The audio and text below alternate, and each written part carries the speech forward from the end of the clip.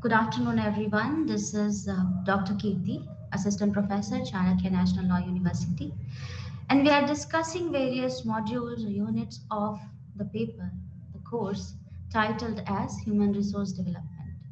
The code of this course is MMPH-002, and we have already dealt from Unit 1 to Unit 7. And in the yesterday's class, we have started with Unit 8, and continuing with that, to recapitulate, I would like you to focus that we have already seen the objectives that this unit has for the students, and it is going to deal with the concept of HRD climate, organizational development climate, relationship between the two, and how can we measure HR climate and how we can maintain it. Then the structure of this chapter or unit is introduction, then defining climate, then understanding of the HRD climate and organizational climate, how the climate is shaped up and what are the various elements or components of these climates, and what contributes to the HRD climate in an organization. So, starting with the introduction, climate plays a very important role in ensuring the competency, motivation, and development of its employees. And it can be created using appropriate HRD system and leadership style of top level management. Yes, it is an end and means to an end as well. It is desired outcome of various HRD systems, and it helps to build up again a better and effective HRD system. So in this way we can say that it is, yes, an end to all means, and in fact it is also a way to achieve various ends. Okay. In the recent past, simple and very effective instruments have been developed, like questionnaire and various surveys have been developed to measure the HRD climate in any organization and analyze the level of the effectiveness and analyze the level of congeniality in any organizational climate or human resource development climate. So these instruments are being used widely to assess periodically the climate and maintain a profile and design interventions to further improve it. Now, we all have a perception that organizations' goals and it's about the decision that managers should take to achieve the goals which an organizational climate or the HRD climate thrives to achieve. And it is not possible only with the help of informal organization, but it is both the combination of informal organization as well as formal uh, organizational structure which combines together to create an organizational climate or HRD climate. So, how do we define this term climate? It is the quality of internal as well as the external environment, and it is the condition in turn, the quality of cooperation that the individual or the team members of the organizations have. It helps in the development of individual to the extent of members' dedication or commitment to organization's purpose, and the efficiency with which that purpose becomes translated into results. Okay.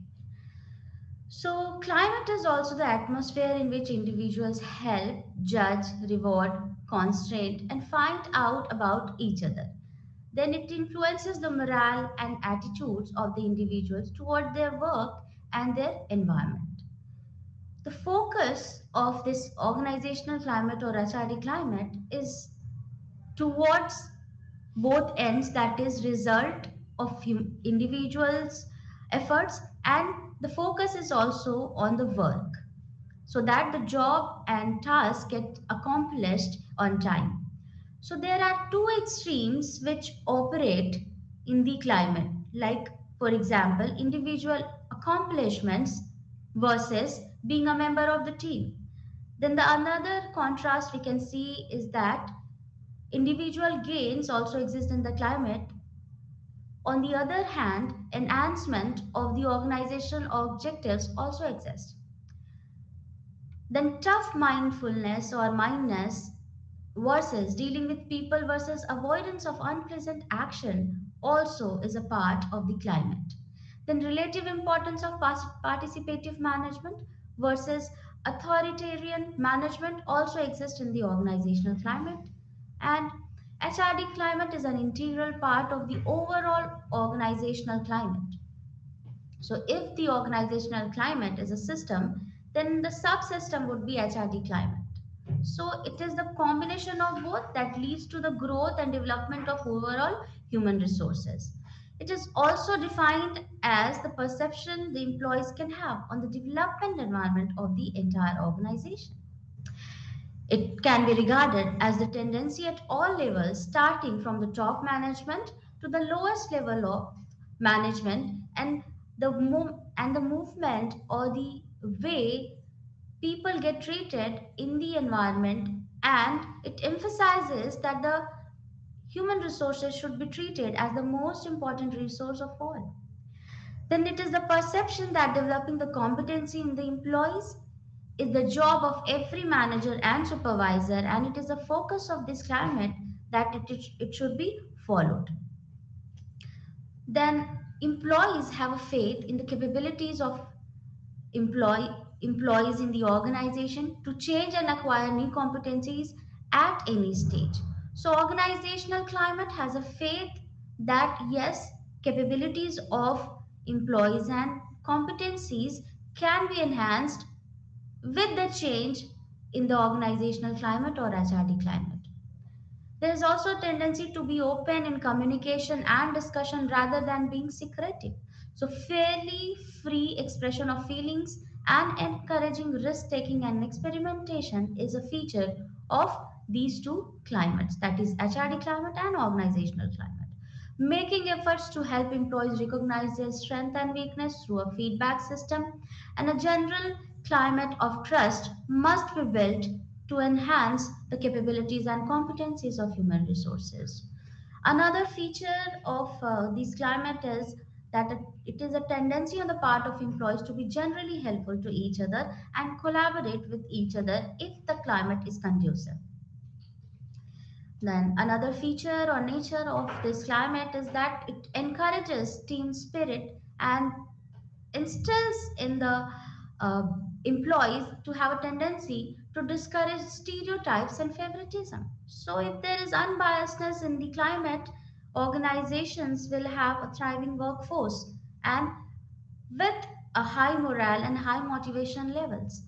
And every organizational climate or HRD climate will have a supportive personal policies will lead to the success of HRD climate or entire HRD systems. So supportive HRD practices including performance appraisal, training, reward management, potential development, job rotation, career planning are the basic ingredients or elements of any climate. Now, going towards the elements of HRD climate specifically, there are three types of categories or three categories basically that are general climate, octopus culture, and HRD mechanism. So these three are the elements of any HRD climate, and if maintained and created or cultivated, this can lead to the success of every HRD effort. So the general climate items deal with the importance given to human resources and their development in general, and the top level management and line level managements also. Then octopus items deal with the extent to which openness, concentration, trust, autonomy, proactivity, authenticity, and collaboration are valued and promoted in the organization. The items dealing with HRD mechanisms measure the extent to which HRD mechanisms are implemented seriously. So, about HRD mechanism, we have already dealt these mechanisms and subsystem for HRD in our first and second unit. Then, what contributes to HRD climate? How can we cultivate it? How we can develop it? We can develop our HRD climate with the help of top management style and philosophy, personal policies, clearly defined personal policies, HRD instrument and subsystems, then self renewal mechanisms and systems, attitude of personnel and workforce and HRD staff, commitment of line managers, and overall employees. So, in this unit, we have seen how culture can be cultivated and what are the contributors of human resource development. Then we see that another unit in this block is counseling, coaching, and mentoring. In this unit, the objective is to make you describe the concept and process of coaching and mentoring, and then discuss the components of the coaching process, elaborate the sequential process of coaching, and highlighting the significance of mentoring for employee development. So the structure is that we will first discuss the concept of coaching, then concept of mentoring, then the objectives of coaching and mentoring, the basic process of coaching and mentoring, how they can be done in an organization and how they should be designed, then the coaching process and the process of mentoring and how it can be effective. So this is the basic structure of this entire unit.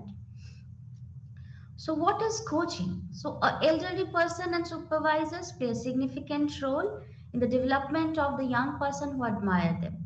Young people, that is the human resource which have been hired in recent time, or young people that is between the age of 25 to 35, developed by building a trust relationship with their supervisors who nurture, support and guide their efforts. There is no substitute for such a dyadic relationship for employee development. So training and other programs are there, of course, but coaching is also one of the most important instrument when it comes to human resource development. But it differs from training mainly in its intensity or relationship and its focus on establishing mutuality and confidentiality. Young employees in coaching need to develop trusting and supporting relationship with their immediate supervisors who can help the employees to set challenging tasks, goals, and support them to achieve the goals that has been set. Coaching also helps the employees to analyze why they could have high performance and plan to have higher achievement in coming future.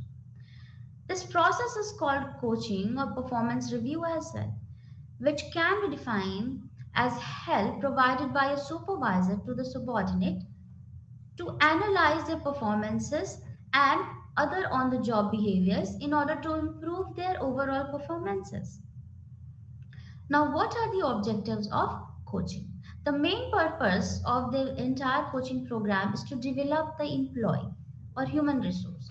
So, another objectives aligned with this are helping them realize their potential as a manager or various challenging roles, helping them to understand themselves, their strengths, their weaknesses, providing them with an opportunity to acquire more insight into their behavior and analyze the dynamics of such behavior, that it is going to hamper or enhance the climate that they are working in, then helping them to have a better understanding of the overall environment, overall climate and culture of the organization, increase their personal and interpersonal skill and effectiveness, and it can be done through effective feedback which the coach provides to their employees, the subordinate. Now, another goal of coaching is to encourage the employee to set goal for further improvement and to generate alternatives for dealing with their problems on a day-to-day basis and prepare an action plan for the challenging roles that they are handling. And it also helps the employees to review in a non-threatening way, so they do not feel challenged or threatened or don't feel offensive, and take this in a positive way in the progress in achieving the various objectives related to their job role. And another objective of coaching is to provide empathic atmosphere for sharing and discussing the issues faced by these subordinates and tensions or conflicts, concerns, and problems they face in their everyday life in the workplace. So, another concept that we are dealing here is mentoring. When a young person joins an organization, they also need some senior person whom she or he admire and admires for various qualities and look up to when they're working in an organization and treat them as their inspiration. So they are the one to whom they can confide and get advice and support on a regular basis. So the person need not to be, or preferably should not be, his supervisor, the employee supervisor. Such relationship in the organization can be termed as mentoring. The senior person is called the mentor, and the person who is being mentored is called protege. So the concept of mentoring relates to emotional support and guidance given by usually an older person to a younger person who is working in the organization and can be called as a protege, and it is about the general development and psychological well-being of that employee. So performance review, counseling, coaching, when considered, it focuses on the analysis of the performance of the job and identification of the training needs for further improvement. But mentoring here differs with the view that it also focuses on psychological well being and everyday development of the human resources or the protege or the person being mentored here. So, what are the objectives of mentoring?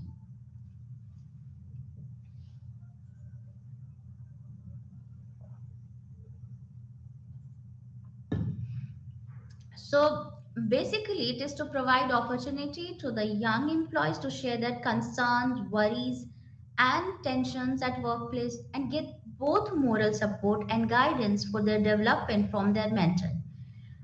Aligned objectives of this mentorship program is establishing a relationship of trust between the mentor and the protege, and then modeling behavioral norms for the young employees, listening to the person's concern and problems, then helping them to search alternative solutions for the issues and challenges that they face on a day-to-day basis, and sharing own relevant experience to guide them and show them a way to perform in a better way.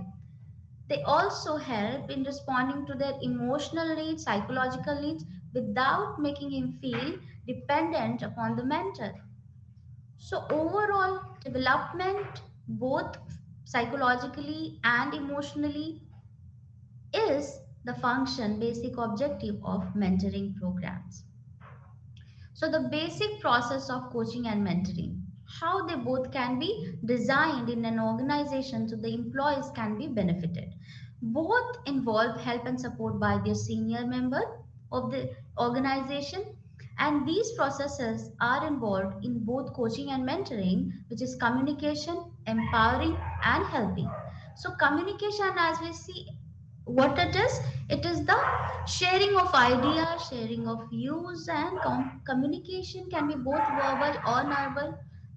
Okay, non-verbal. So the communication involves both receiving the messages, that is listening, and giving the message, that is responding to the questions or the queries of the employees, the junior employee, and giving feedback. The coach or mentor does all these. So in both the processes, whether it is coaching or it is mentoring, communication is the key part, is the basic process to channelize these both processes or these both programs. So the process of empowering involves enabling the other person to exercise more autonomy, provide positive reinforcement so that desirable behavior is further strengthened, and creating conditions in which the person is able to learn from the behavior of the supervisor or the mentor. So empowering is another way of both coaching or mentoring an employee.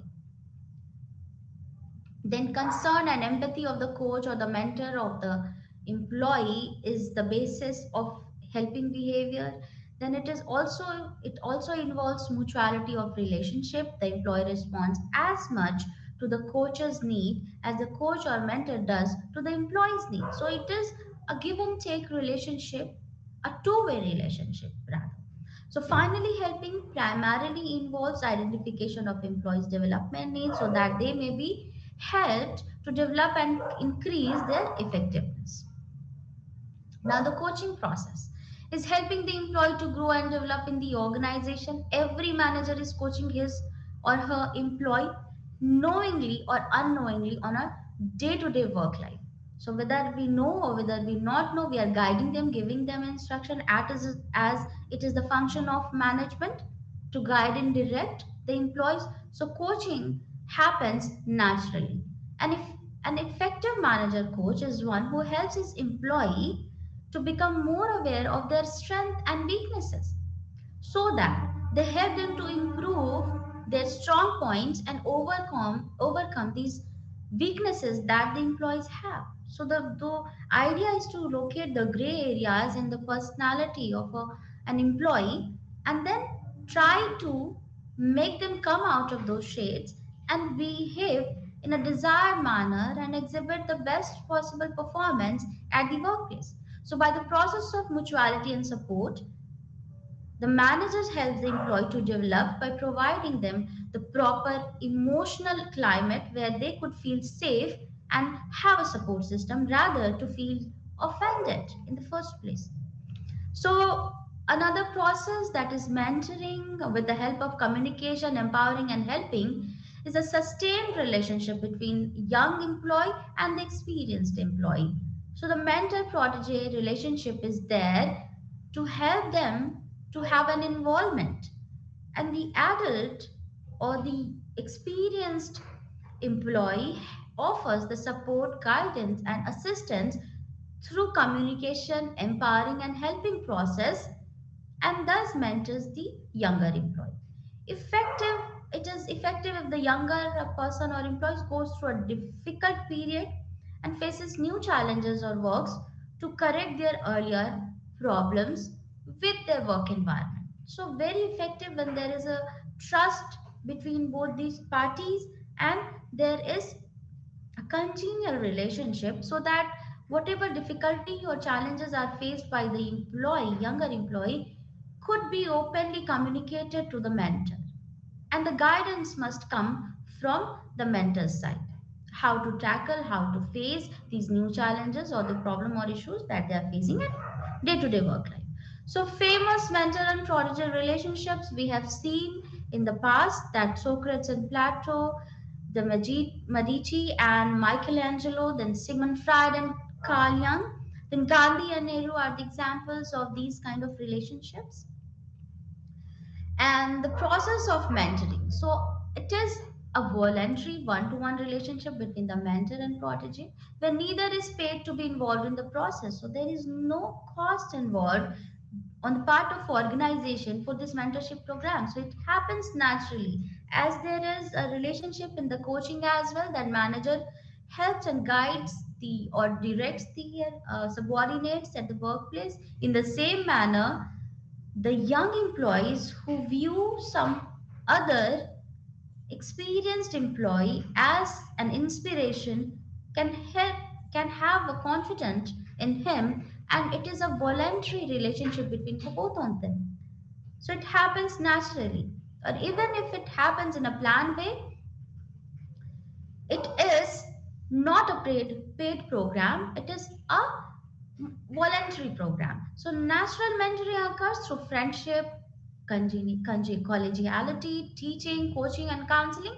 On the other hand, the planned mentorship programs occur through structured program in which mentors and participants are selected and matched through formal process. So this is end of the unit 9 and we are further moving to the unit 10. So we have in this unit we have discussed coaching and mentoring, the various elements or the processes through which mentoring and process and coaching can be completed or accomplished. So the 10th unit which we have to discuss here is the industrial relation. It is a very important part of entire human resource development environment.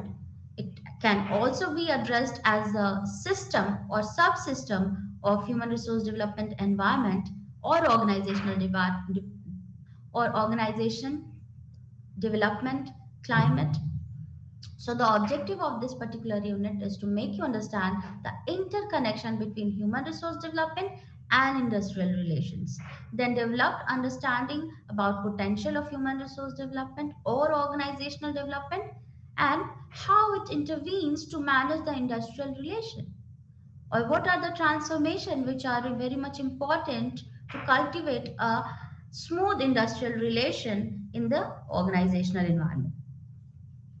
So we are talking about the structure of this particular unit. We'll have discuss the introduction of industrial units, that how it came into picture, and then we'll be defining HRD and organizational development. Then HRD, OD, and industrial relations linkage, that how they are interlinked together, they are spun together, and the pressure for change, that why we need to have an integrated HRD and industrial relation system. Then development approach to industrial relation, prerequisites for a successful HRD OD approach to industrial relation, and development mechanism for empowering or improving the industrial relation are going to be dealt in this particular unit. So moving forward, we have the introduction part. So what is industrial relation? So in India, we have this notion that whenever there is the term referred as industrial relation, we have a connotation attached to it, that we are dealing or we are talking about collective bargaining, interpretation of rules, labor laws, court cases, problem of indiscipline, etc.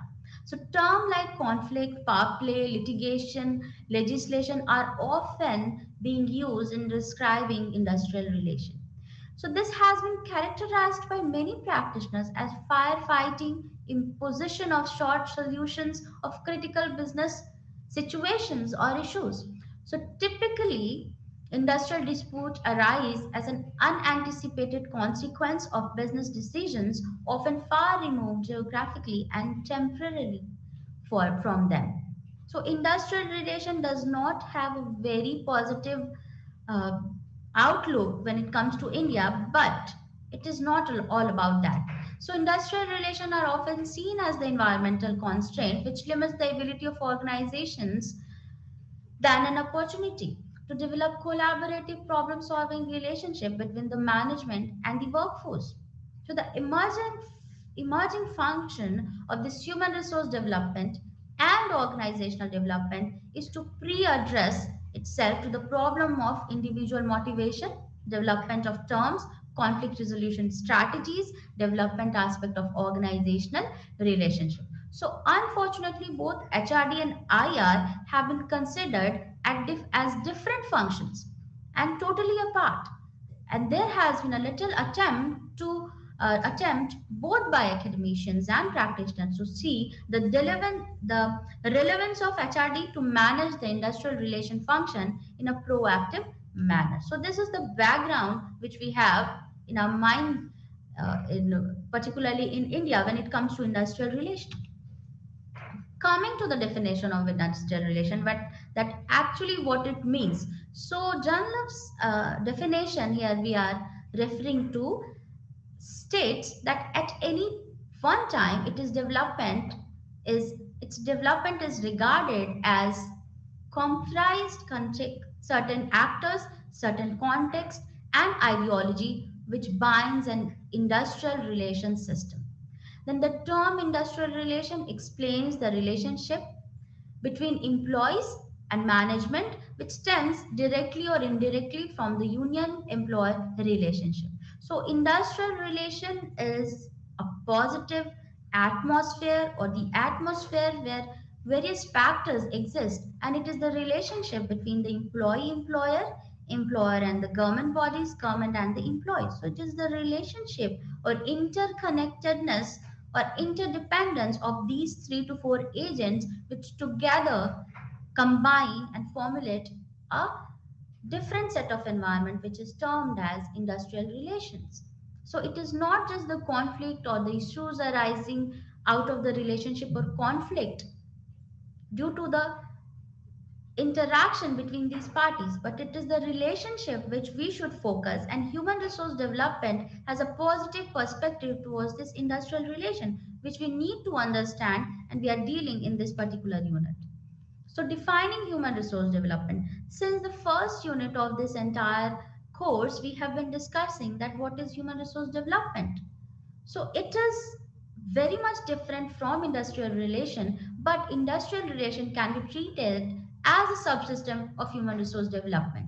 So it is concerned with developing competencies that we have already dealt, which are technical skills, managerial skills, and behavioral competencies among the organizational processes in the human resources. So Rao in 1981 has defined human resource development as a process by which employees of any organization are helped in a continuous and planned way to acquire and sustain or sharpen their competencies as well as the capabilities and develop their general capabilities as individual and exploit their inner potential and also develop an organizational culture which foster them worked, foster teamwork and collaboration among the employees.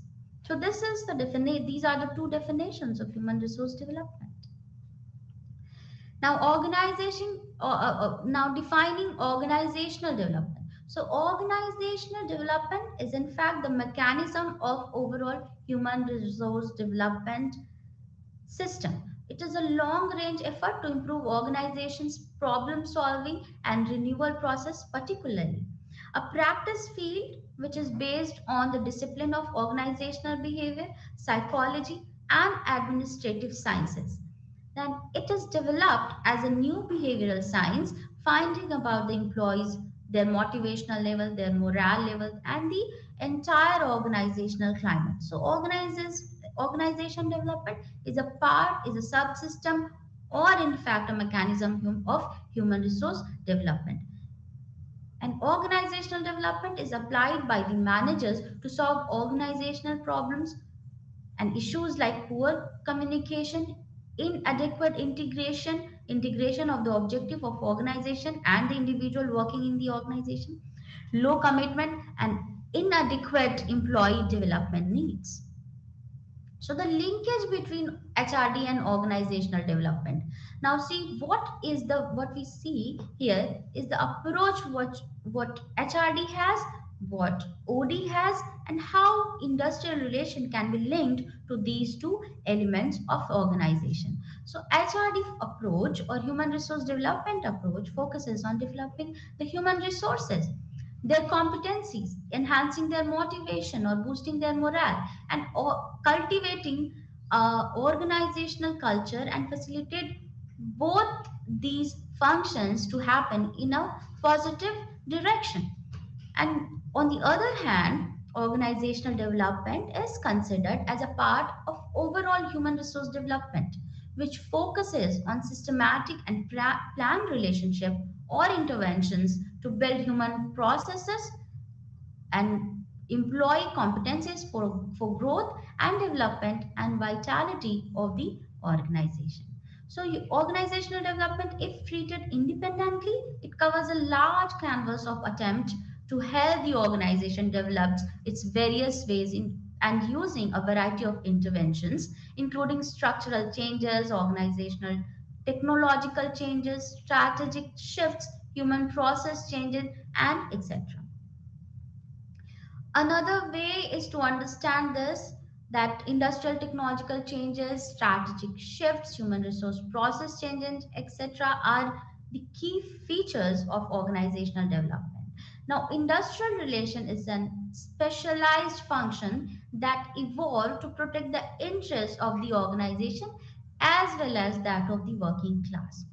There are several approaches to industrial relations, regulatory, descriptive, and collective or collaborative management and conflict management.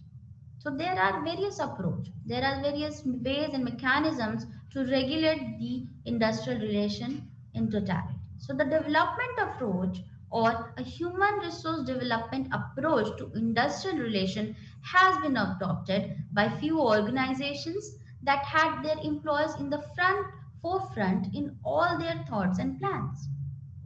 So if the basic focus of any organization is their employees, then HRD approach towards the industrial relation should be taken into consideration. So another way to understand this is the primary focus of human resource development is people, and the primary focuses of organizational development is the organization and its capabilities, and the primary focus of industrial relation is on protection of the interest of labor and management in a balanced way. So the focus of these three are majorly the human resources. At one side, HRD looks out to the people. On the other hand, organizational development or OD looks out for the efforts to be concentrated on the overall organizational development. And on the other side, there is industrial relation which tries to have or protect the interest of the both class or the labor and the management group. There should be an equilibrium in the protection of the interest of both these parties. So they all are involved in a positive, strategic way to inculcate or develop a better organizational environment for the growth of human resources and protecting them. So all of them are involved in dealing with people. The focus is entirely on the human resources and the groups existing in the organization and to protect them.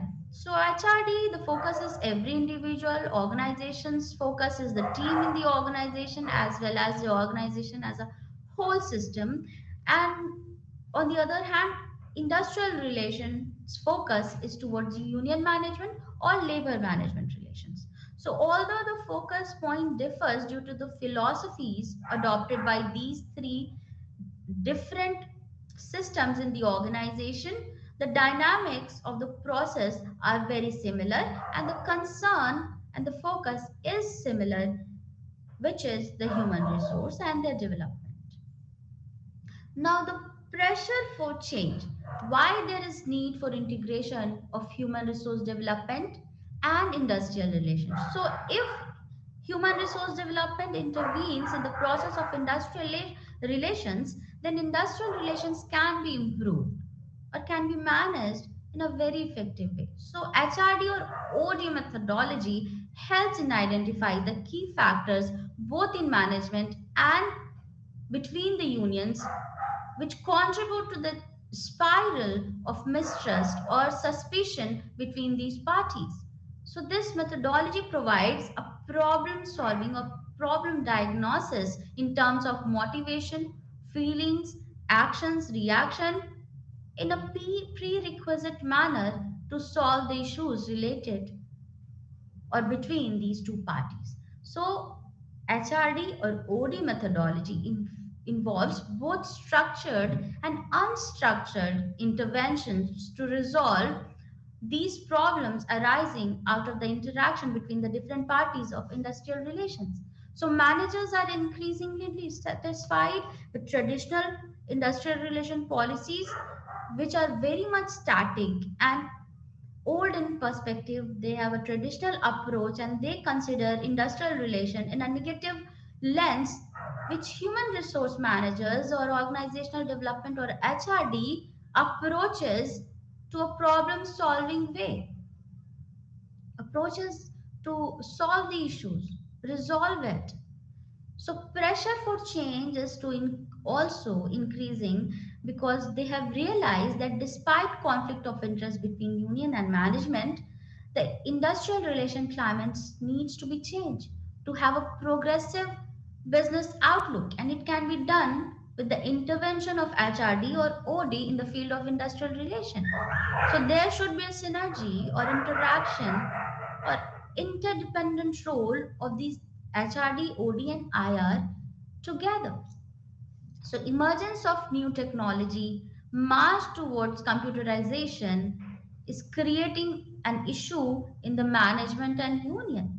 So, the union views that management is have going to reduce the workforce or the involvement of human resources due to coming up advanced technology or computerizations. Then another issue is that every new worker feels anxiety or causes anxiety to both management and union because they have their own interest, their self interest, they are defiant, they are impatient, and management as well as unions feel that they are being bordered with the traditional with the approach of newcomer in the organization. So HRDOD or both together can help to analyze these anxiety levels, these issues, and help them to give orientation or training programs so they get settled in the organization and have a say or have a contribution in improvement of industrial relation rather to hamper it or create an hindrance in the positive direction. So another issues that they face and why we feel that there is a need to intervention or integration of HRD into industrial relation is that futility of legitimate mechanism are now well appreciated both by management and union in terms of delays in problem solving, mistrust and cost of the litigatory process. So these are also issues which can be dealt when HRD is integrated to industrial relation. Now, innovative personal participating and quality of work life programs practiced by many organizations and their impact on improved business performances. So, the subsystem of human resource development, like performance appraisal, like work life balance, like quality work life, can have an improved industrial relation and reduce the issues or conflicts arising out of various different situations in the industrial relation. So pressure from government for workers participation in management is also one of the pertinent issue which can be dealt with the help of human resource development programs or organizational programs and help in improving the overall industrial relations. Now, what is the development approach to industrial relation?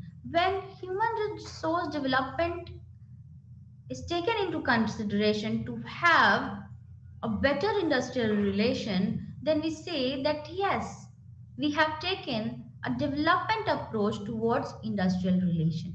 So there are two dimensions of development approach to industrial relation, which are competencies building, which is the major actor industrial in industrial relation like management union, the key government official concerned with these aspects. So competency building is another is one of the most crucial way to have a development approach towards industrial relation, and competencies are built for the individual, the management, the unions together, and the government officials as well. And then there is the another way of having a development approach towards industrial relation, that is focusing on octa-pace values. Now octa-pace stands for openness, proaction, confrontation, autonomy, trust, collaboration, authenticity, experimentation. Now these terms, different uh, terms have been already dealt in the previous units, that management and the in the organization with the employee have an open approach, like they can talk about anything, any issue can be dealt openly, like proactive approach. There should be a visionary practice in the management style of the managers so that they could see and vision what changes are bound to come or they are going to be trend in the coming future, so that they could develop their human resources in such a way that the challenges are met on time and there is no confusion or a hassle environment when the change arrives. Then confrontation is another value which can be added towards improvement or development of the entire industrial relations. Then autonomy, trust, collaboration, collaborative efforts among the team, among the teams and the organization, among the various agents or entities performing in the industrial relation, their roles. Then authenticity and experimentation, that giving a scope to the employees and various trade unions to have innovative ideas, explore their creative side, and help the employee to explore their own potentiality. So, prerequisites for a successful HRD or OD approach to industrial. We have already seen what kind of approach, that is development approach, HRD has towards industrial relation. Now, what should be the prerequisites? What are the requirements to instill this development approach towards industrial relation? So, taking one by one, first is the management side. So, management must make clear policy, define the philosophy and policy in such a way that they are understandable, they are very clear, and values underlying its in its action should be communicated to the employees. Another requirement or prerequisite to have a successful HRD interaction to IR is management must establish its credibility by ensuring the implementation of agreed policies. That the policies one decides should be implemented without any biasness or discrepancy in the organization, non-meddling in the internal dynamics of the union, etc. And the power play, the politics is lessened due to the efforts of management rather to be more actively fired fight it. Okay, so top level management style, especially the chief executive styles, need to be very proactive and geared to problem solving rather to have a more problematic in nature. His actions or these executives must behave in such a manner that the decision bear the testimony of the professional approach to human resource management. Another requirement is the structure of human resource function must be such that they foster delegation of power at different hierarchical level in the matters of personal management and reduce bottlenecks in decision making. So the decision making should be very much clear, given, delegated to the employees at them. So autonomy must be practiced and not only should be in the policies or on the surface. So managers at all level must acquire the interpersonal skill. Accountability for human resource management must be established like any other business function. Norms of full days work must be clear and no ambiguity should be prevailing in this regard. Then open-mindedness and problem-solving attitude must be there in the both parties, that is management and trade union, and in their relationship. Okay, and the recognition on part of management and unions that planned organizational change involves joint problem solving and negotiated decision making should be there. Then another requirement is that workers and unions should be prepared to give up restrictive practices and adopt more flexible, more transparent, and recognize that such planned change is not likely to weaken their power and the functioning of the union as well. Now, developing mechanisms for improving industrial relations. So, there are various plans, mechanisms, tools through which HRD can improve industrial relations. So, the developmental approach towards industrial relation can be implemented in a few ways. These few ways are bipartite meeting, information sharing, joint service, and the objective of this bipartite meeting or information sharing is to arrive at settlement concerning employee wages and services condition, to review the working of existing settlement and examine their impact on workplace discipline, to share information about the business profitability, information regarding the performance of the company, competition in the market, marketing plans, diversification plans, critical problems of the organization, including human resource problems that they are facing or the performance issues that they are having should be shared. So this is one of the most major mechanism for improving industrial relation. Then joint surveys. Management and union to undertake joint survey on the state of morale, motivation and grievances of employees, plan ways of dealing with these problems. So there should be joint surveys to help the managers to understand that what are the grievances and what are the root causes of the grievances and low level of morale or motivation, and there should be a planned intervention to deal with all these problems. So joint surveys is another mechanism to have a developmental approach towards industrial relation and improving it. Another mechanism or tool can be task force, collaborative projects, and training. Training, as we have already discussed, it helps to develop specific job skill, helps employees to develop multiple talent and skill. Training could help problem solving skill and behavioral skill, and it also helps to develop perspective and values of for work discipline and equality at workplace, to develop interpersonal skill in the workplace between the supervisor, between the management, union, and other agents playing their role in cultivating or making or shaping up of the industrial relation. Then task forces, its objective is to understand the undertake the study of problems like absenteeism, discipline, and suggest the ways or means to tackle these problems. The collective projects, to undertake project on employee welfare, education, have a recreation facilities, on the job and off the job trainings. Like Telco in Pune, collaboration with employees has launched collaboratives with the aim of providing part-time employment to female dependents of telecom employees. So it is one of the major examples in the field of collective collaborative projects in a view to improve the industrial relations, having the approach of developmental mechanism. Then another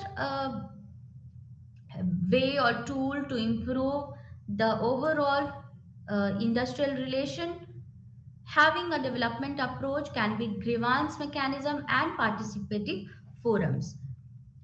So grievance mechanisms, Tesco is another example, has a three-tier grievance procedure for the permanent employees. Over the years, the system has paved its credibility, and it has the objective to establish grievance redressal machinery that is workable. So it should not be on the paper, but it should be practiced. And Tesco is a very uh, major or landmark example in this type of tool. Then participative forums, to ensure it is done to ensure adequate communication on important issues relating to industry, management, and union, to provide such forum at different hierarchical levels, to encourage introduction of quality circles and better involvement of workers in work related problems. So participative programs or labor union participation is very much important to cultivate an improved industrial relation. Then counseling, which we have already dealt in the last unit, which was unit 8 and unit 9, we have seen that counseling, coaching, mentorship programs are very much helpful and are a great mechanism or tool for the human resource development. So these are also considered as a mechanism for the improvement of industrial relation when we have a development approach towards its improvement. So provide for the service of trained counselor within from whether from the within the industry or outside, to help workers to learn from their mistakes and trigger the process of change in an individual, is another way or tool to improve industrial relation. Then the last one is research. It is meant to create database for personal decision making. We have HRIS, which is Human Resource Information System.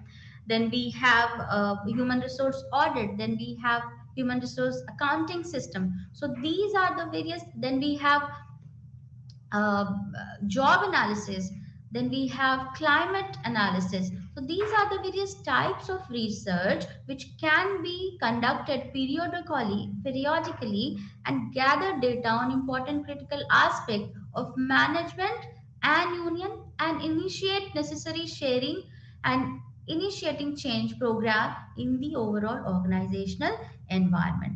So this is all for today, and With this, we wrap up this particular unit, which is 8, 9, and 10. We have discussed the climate, we have discussed the coaching and mentorship program, then we have discussed the industrial relation, and from tomorrow is the last class for this entire course, in which we will be discussing the issues and challenges faced by HRD and what are the various trends in human resource development these days. So, thank you all for being a partner in this entire program and listening to us.